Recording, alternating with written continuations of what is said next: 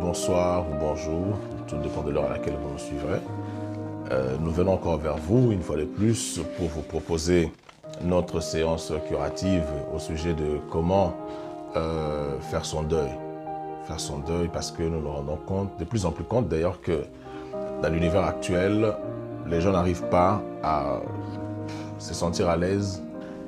Nous nous rendons compte que les gens n'arrivent pas à être forts après avoir perdu un être cher ou un objet cher ou quelque chose qui vous était vraiment, auquel vous étiez très attaché.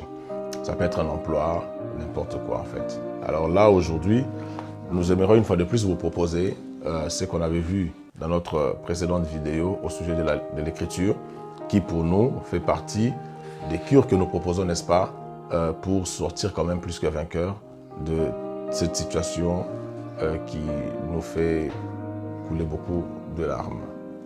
La fois dernière, nous avons dit ceci, que pleurer est un fait, mais nous avons beaucoup plus voulu insister sur les larmes, parce que vous devez savoir que chaque goutte de larmes qui coule devrait normalement vous éloigner de l'actualisation, n'est-ce pas, de cette perte, de cette disparition. Parce que beaucoup de gens aujourd'hui trouvent dans les larmes une forme de consolation, mais négative.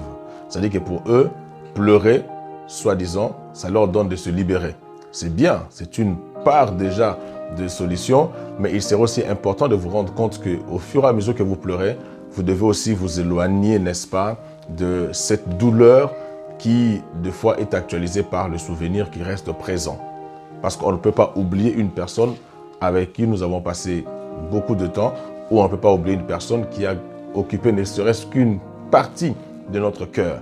Alors, il est important pour nous de pouvoir passer par l'écriture pour déverser, n'est-ce pas, tout ce qu'il y a comme douleur.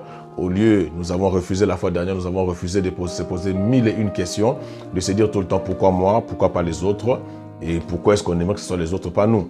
Donc, le point d'interrogation, c'est à bannir. C'est un travail que vous devez faire avec l'apport de votre volonté, évidemment, pour passer à autre chose. Nous avons banni le point d'interrogation et nous avons opté pour le point de suspension. Parce que le point de suspension, c'est tout simplement la vie qui continue. Considérez la vie comme étant l'eau qui coule. L'eau peut rencontrer des obstacles, l'eau peut rencontrer pas mal de choses qui l'obligent à faire des contours, mais ce qui est sûr, rien n'empêche l'eau de continuer à couler. Vous aussi, rien ne peut vous empêcher de continuer à vivre. Il faut trouver que dans toutes ces choses qui nous arrivent, il y a des leçons à prendre. Il y a aussi une part de notre responsabilité. Peut-être, soit nous avons négligé la personne, ou ça ne serait même pas du tout intéressant de pouvoir s'auto-victimiser, s'auto-flageller. Ce qui est arrivé est arrivé. À nous qui sommes restés en vie, de pouvoir trouver des voies et moyens pour continuer à vivre. Et surtout pour ceux qui ont perdu des emplois, qui ont perdu peut-être de l'argent, il est important aussi de se dire que la vie continue. Ça pouvait être dur parce que cet argent pouvait vous servir à pas mal de choses, mais rien ne vous oblige, n'est-ce pas, de rester l'âme abattue, parce qu'une âme abattue continue toujours à détruire la personne à l'intérieur. Vous savez que c'est dangereux lorsque vous vous détruisez de l'intérieur, puisque vous ne savez pas à quel niveau se situe maintenant la dégradation en question. Parce que lorsque un tissu se détériore de l'extérieur, on le voit et on peut facilement l'attaquer et soigner. Mais vous avez beaucoup de gens qui tombent de pommes comme ça, des gens qui souffrent d'AVC, des gens qui connaissent pas mal de difficultés intérieures. Ce sont des gens qui finissent très mal leur vie. Les blessures intérieures, ce sont des choses qui ne se guérissent pas facilement. Donc pour vous éviter quand même tous ces calvaires, ces chemins de la croix qui seraient, n'est-ce pas, des cures qu'on vous proposerait dans le but d'endiguer ce qui continue déjà à vous détruire, il est préférable pour vous de faire quoi? De vous offrir vous-même une réflexion. Cette réflexion autour de l'écriture. Tout ce qui monte en vous comme douleur, comme difficulté, comme peine, je préférerais dans un premier temps que vous passiez votre temps à les coucher par écrit. Là, dans ce livre que j'ai entre mes mains, La sublime passion épistolaire, je lis par exemple à la page 13, quelque chose, je dis c'est bon à savoir. La meilleure façon de révéler ce qui est caché en vous est de le faire par écrit. Voilà, c'est très important de pouvoir aussi, dans une certaine mesure, écrire ce qui vous traverse l'esprit. Au lieu de rester seul dans votre coin en train de ressasser le passé ou d'actualiser le passé, il serait meilleur pour vous, préférable d'ailleurs, de faire corps avec une feuille de papier. Trouvez-vous une feuille de papier avec un stylo et passez votre temps à écrire ce qui vous arrive. C'est vrai qu'il y a la plupart d'enfants aussi aujourd'hui, peut-être ont ce qu'on appelle des carnets roses et consorts dans lesquels ils écrivent n'importe quoi. Bon, soit. Mais ce qui est important pour nous, j'aimerais vous proposer vraiment l'écriture comme étant un début de solution des sorties de crise. Vous vous dites que vous êtes seul parce que votre âme serait partie. Oui, on n'en disconvient pas, on sait que c'est vrai, mais faites-vous corps, choisissez une nouvelle amie, l'écriture. Passez votre temps à écrire, écrivez tout ce qui vous traverse l'esprit et vous allez vous rendre compte qu'au fur et à mesure que vous écrirez, en même temps, vous allez vous amender aussi. L'écriture permet à l'homme de faire un arrêt sur image. Ça permet aussi à l'homme de pouvoir se voir sous une autre dimension. Vous comprendrez par la suite que vous vous tuez à petit feu en restant seul ou en gardant dans votre cœur tout ce que vous aurez pu dire à quelqu'un d'autre. Peut-être qu'autour de vous, il n'y a personne qui vous comprend. Alors, parlez avec un être qui est muet. C'est la feuille de papier. Parlez-lui, écrivez tout ce qui vous passe par l'esprit et vous allez voir qu'au fur et à mesure que vous évoluerez, quand vous reviendrez peut-être demain après-demain pour relire ce que vous avez écrit, certainement vous allez vous dire que non, franchement, là, j'abuse quand même. Là, certainement, je l'aimais beaucoup, je suis fort. Une seule question que je m'aurais posée, si jamais l'être perdu, l'être qui est parti, revenez un jour et vous trouvez dans ce même état, dans cette même condition, je ne sais pas quelle sera, n'est-ce pas, sa réaction. Ce qui est important pour nous, avant de clôturer, c'est de se dire, là, au jour d'aujourd'hui, je passe mon temps à ne penser qu'au bon moment passé avec la personne qui est partie. Ou si c'est une chose que vous avez perdue, il serait le moment de poser la question de savoir seulement une chose. Est-ce impossible? Non, rien n'est impossible, tout est encore possible. Vous pouvez encore aujourd'hui reprendre vie, reprendre force et redonner une nouvelle forme à ce qui est terni aujourd'hui. Je pense que je vous proposerai une dernière fois l'écriture. Toutes les fois que je passerai par rapport à cette vidéo, je vous proposerai toujours l'écriture comme étant un moyen qui peut, tant soit peu, vous aider à sortir plus que vainqueur de votre solitude. Parce que l'écriture vous désolidarise, n'est-ce pas, de la solitude causée par la disparition de l'être cher. L'écriture, surtout avec la feuille de papier, qui provient de la même origine que l'homme, ça provient de la terre, du bois, les celluloses, vous savez très bien que ça provient du bois, et il y a une interaction entre la feuille de papier et l'homme que nous sommes. C'est pourquoi nous luttons toujours pour la non-extinction de la presse papier. Ah oui, parce que la presse numérique arrive aujourd'hui, c'est une très bonne chose d'ailleurs, mais le papier reste en contact, il y a une connexion spirituelle entre une feuille de papier et l'homme. Proposez-vous, proposez à d'autres personnes ce que nous vous proposons aussi, et vous allez vous rendre compte que vous leur aurez rendu un grand service.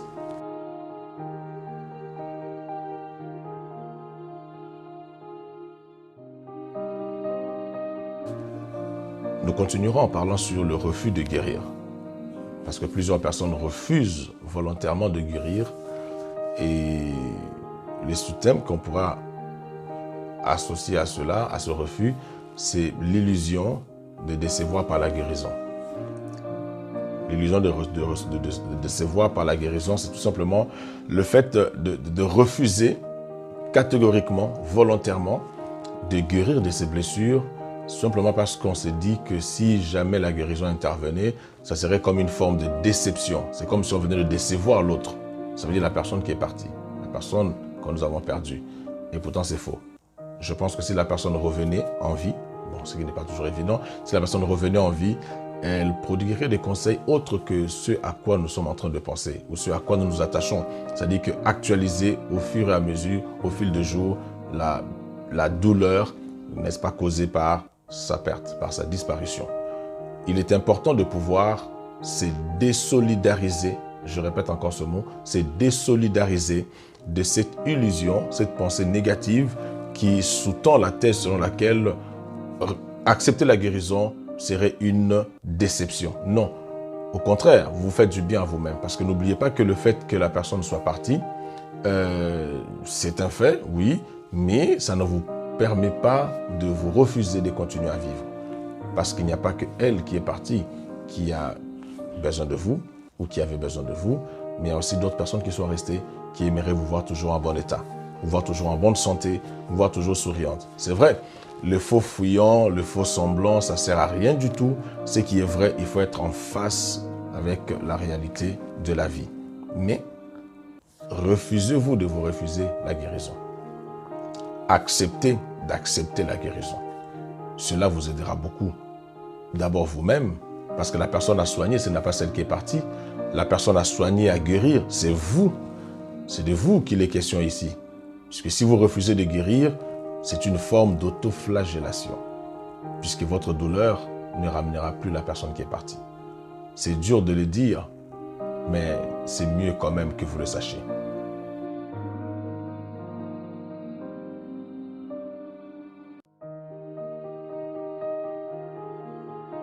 Autre chose que j'aimerais vous apprendre, c'est la guérison par l'effet de détail. Parce que la douleur, certes, fait de son mieux pour ne jamais s'écarter de notre cœur. La douleur fait de son mieux pour ne pas nous donner accès à la guérison. Et aussi beaucoup de gens, comme je l'ai dit tout à l'heure, qui refusent de guérir parce que, sous prétexte que si jamais la guérison intervenait, ça serait une forme de déception vis-à-vis, n'est-ce pas, de l'amour qu'on éprouverait envers la personne qui est partie. Ce qui est faux. Aujourd'hui, vous allez comprendre que les détails, c'est important, sont importants aussi dans une thérapie. Parce que vous devez savoir que la personne qui est partie a eu certainement à passer des moments avec vous, des moments qui soient agréables ou non. Ce qui importe, c'est de pouvoir accepter l'actualisation de moments importants. Alors, rentrer dans ces détails, ce ne serait pas une façon pour vous de remuer le couteau dans votre plaie, mais ce serait franchement une méthode particulière qui vous aidera, n'est-ce pas, tant soit peu, à pouvoir guérir de vos blessures. Les détails, c'est peut-être comment la personne est née, s'il s'agit d'un enfant. Les détails, c'est peut-être ce que la personne était pour vous. Ça peut être un parent, les cadeaux qu'elle vous a apportés, et tout ça. Ce sont des détails qui sont importants que vous devez toujours prendre en considération. Parce que il serait absurde de se dire que j'oublie. Non, on n'oublie jamais. On n'oublie jamais. On n'oublie jamais. Reprenez le détail de la vie passée avec cette personne. Mais j'insiste sur le fait que ce soit des détails positifs, pas des détails négatifs. Des détails qui vont être encore brûlants, qui vont remuer le couteau dans la plaie. Non, des détails qui sont amusants. Je me rappelle quand j'avais perdu mon père, il était tellement comique que nous avons refusé d'enlever son portrait du salon. Nous l'avons laissé dans le salon. Et toutes les fois on partait, on regardait ce portrait. C'était quand même bizarre, cette thérapie que nous nous sommes nous-mêmes proposée. Toutes les fois, on regardait son portrait, on pensait à ces instants comiques, à ces instants où il haranguait la foule, à ces instants où il nous faisait rire. Et c'était des moments comme ça qui nous ont aidés. Ça peut être banal pour vous, mais franchement, je vous assure que ça nous a facilité la tâche pour qu'aujourd'hui, on parle de lui, ou même, je crois, 1 mois après, 3 semaines, 1 mois après, qu'on parle de lui comme s'il était encore présent. La guérison par l'effet des détails est très importante. N'oubliez jamais cela dans votre vie.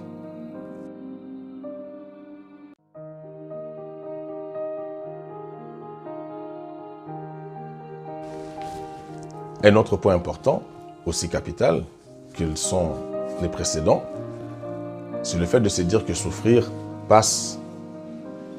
Avoir souffert ne passe pas. La souffrance qu'on a endurée, c'est un temps qui est passé. Mais le souvenir de ces moments-là reste. Surtout pour nous qui sommes orphelins, de père et de mère, qui avons perdu ces êtres qui nous étaient vraiment très chers, auxquels nous étions très attachés, et surtout les avoir perdus à un âge un peu avancé, ce n'était pas toujours facile. On peut toujours dire qu'on a déjà grandi, on ne peut pas toujours s'appeler, être qualifié d'orphelin de père, mais c'est un fait qui est là. Ce n'est pas quelque chose que nous utilisons pour ne jamais travailler, pour passer notre temps à nous abattre, à nous apitoyer sur notre sort. Non, mais c'est tout à fait un fait, parce que chaque cœur réagit différemment.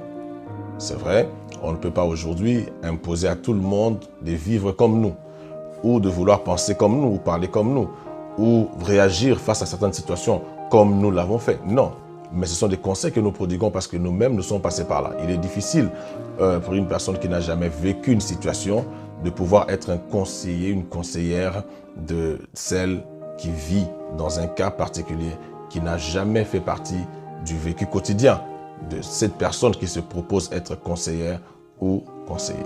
Il est important pour nous de comprendre que la souffrance fait partie d'une vie, mais elle ne doit pas tout le temps être actualisée, parce que vous vous ferez du mal et vous vous rendrez un très mauvais service si vous ne faites pas la différence entre souffrir, le fait de souffrir, d'avoir souffert, et le fait de se dire qu'aujourd'hui, je suis dans le présent, donc je continue à dire souffrir, ça passe, mais avoir souffert ne passe pas. Faites un peu la différence entre le moment où l'action est en train de se passer et les temps qui se coulent entre aujourd'hui, la pensée que vous avez par rapport à ce qui a été passé, et ce laps de temps-là. Il y a un fossé. Il y a un fossé. Le problème avec nous, c'est que nous refusons d'admettre qu'il y a un fossé. Et nous voulons relier le temps où l'action était en train de se dérouler et notre vie aujourd'hui. Ça peut faire 1 seconde, 3 secondes, 4 secondes. Dites-vous toujours, souffrir, ça passe. Avoir souffert ne passe pas. C'est-à-dire, je reviens à ce que j'avais dit précédemment, guérir par le fait de détail. Vous pouvez toujours, d'une manière ou d'une autre, vous rappeler de ce qui s'est passé. Vous pouvez vous rappeler de la douleur que la personne a. Il y en a qui sont mortes peut-être suite à un accident ou c'était une mort, voilà, je ne sais pas, dramatique. Mais en tout cas, soit. Ce qui est sûr, la personne qui est partie, son départ a laissé des séquelles, des traces.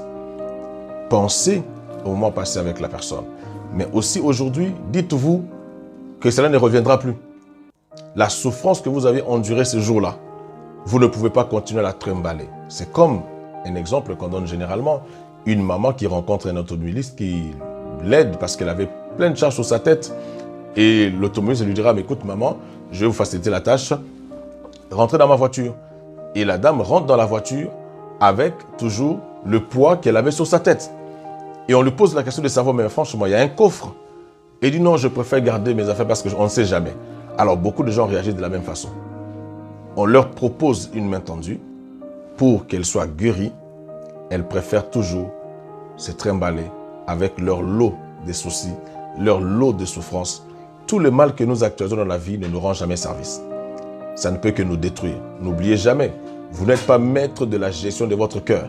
Vous n'êtes pas maître de ce qui se passe au fond de vous lorsque les mauvaises pensées, les pensées négatives, les pensées des soucis, d'inquiétude, des terreurs vous envahissent l'esprit.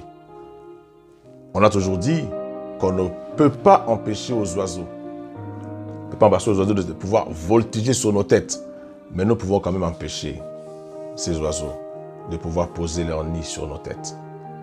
Tu ne peux pas t'empêcher de penser, mais tu peux te refuser d'actualiser tout le temps les pensées négatives. Parce que ça ne te servira à rien du tout. Ça ne t'apportera que soucis, malheur et peine. À toi de faire le choix.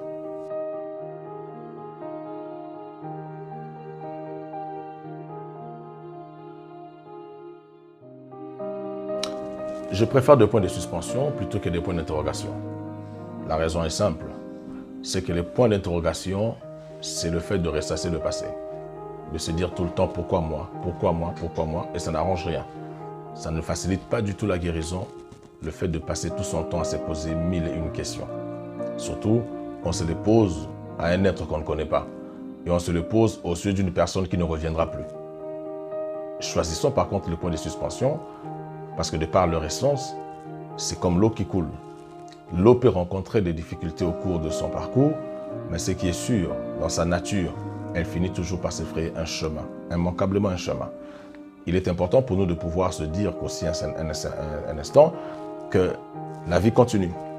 C'est dur de le dire, mais c'est important de le savoir puisque ça permet la guérison, ça facilite la guérison, ça permet tant soit peu de pouvoir endiguer, n'est-ce pas, cette blessure qui commence à saigner tellement qu'on ne sait plus comment faire pour la guérir.